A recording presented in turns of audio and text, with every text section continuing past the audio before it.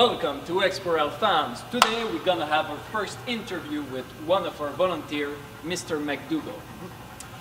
Here at the museum he's a modern man, and he's giving a lot of his time, and he's been doing so for several years. So today, with our first interview, we invite you to meet him and discover who's the person behind the suit. All aboard!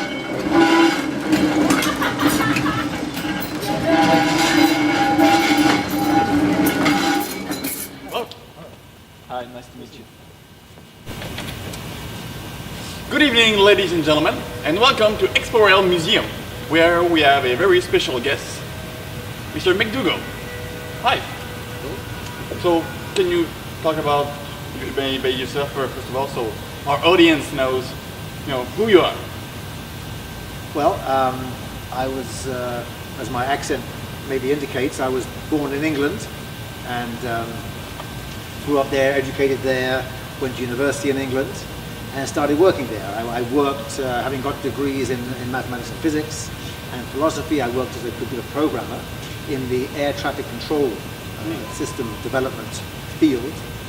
And in the early 70s, Canada had a need for that kind of experience, and I came then to work in that field in Montreal, where I did for a while, and then switched to a startup company in the high-tech field related to the railway industry.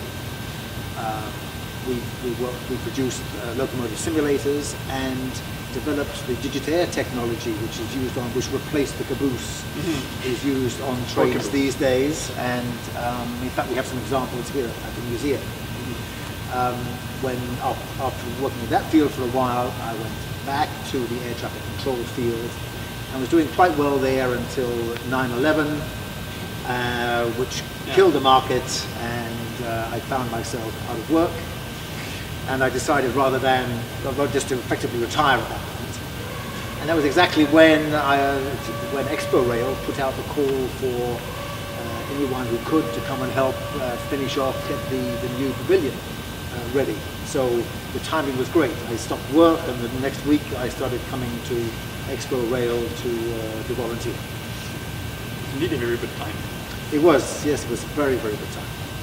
Cool. So it was back in 2004. If you say so, I forget dates, Okay. but yes, it was the year that the Exporail new pavilion opened. Okay, cool. Okay, and do you talk to some people here at the museum? Because I think you're a modern man, so maybe if you talk about what you do here, or... Well, when I started here, I wasn't a motorman. I started when I came here when the call went out to virtually anyone who could walk to come here, and there was 1,001 things to do. So I would come there and just do anything I was asked to do. I spent a lot of time hosing down the rails after the ballast had been put in, for instance. And then for a while after that, after the pavilion opened, I still kept on coming and I painted a lot of vehicles here, for instance. But at some point, I was asked if I would like to train to become a streetcar operator, and so which I did, and enjoyed that very much. And so I gradually transitioned over from kind of odd job man to mainly a streetcar operator. And I also started work on the passenger train. So I'm also a conductor, a qualified conductor on the passenger train. I would like to continue my training on diesel locomotives, and the John Knowlton at some point in the future. I really like operating equipment and meeting the public, which is all part of it. In terms of who I've got to know many people while I've worked here, and made some good friends. And I would say one in particular is a man whose background is somewhat similar to mine. Like me, he retired early, and I bumped into him here, and he does some of the other things that I do as well. We are both, by chance, involved at McGill University, which has a department for retired people. called the McGill Institute for Learning and Retirement. And so we both happen to get involved in that as well, so we collaborate there.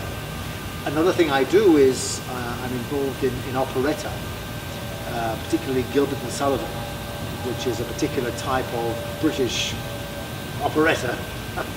And it so happens that he as well he doesn't perform like I do, but he is an enthusiast for that field as well. So we have a lot of things in common. But as I say, I've met a lot of friends, and that's one of the nice things about volunteering here. The nice people that you get to know. And how did you find the museum when you stopped going to work with your regular job?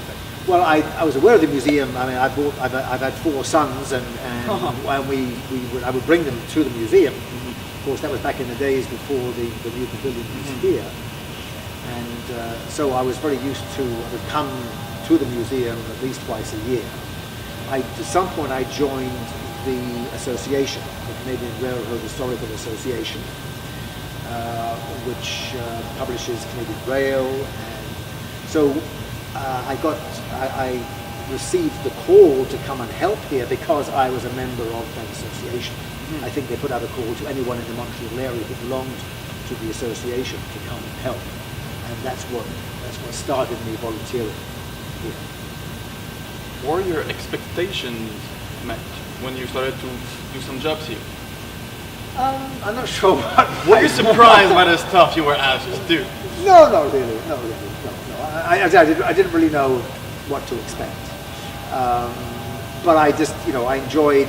I must admit, I don't enjoy specifically some of the jobs I had to do, but I just enjoy the whole ambience, and I enjoy the experience. Enjoy the experience, being involved with railway and streetcar history, and spending time with people who are very knowledgeable, much more knowledgeable than I am of streetcar history. So I learned a lot from such people as Peter Murphy and Charlie Dijon, others like that.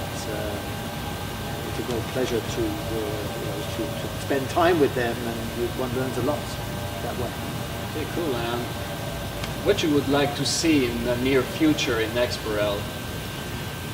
One of my biggest desires would be to see the John Knowlson used more effectively. Okay. And I think it's a major attraction, but all we do with it is kind of run it up and down the tracks. And if it would be possible to have some rolling stock to make a train so that people could actually have a ride behind the John Knowlson. And I think that would be a really, really major upgrade to the activities that we have. I think the rides that we provide are of major importance. The people of all ages enjoy them. The kids enjoy them, and with the streetcars, for instance, the older people enjoy it because it brings back memories for them.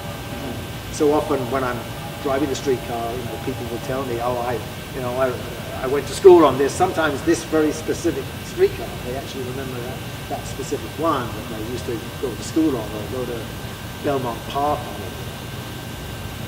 So I'd like to see the rides. I think we need to have more streetcars made available, so that we always have 2 or 3 in operating condition, because we have many problems, unfortunately, with streetcars breaking down and not being able to provide the service to the public that I think we should provide.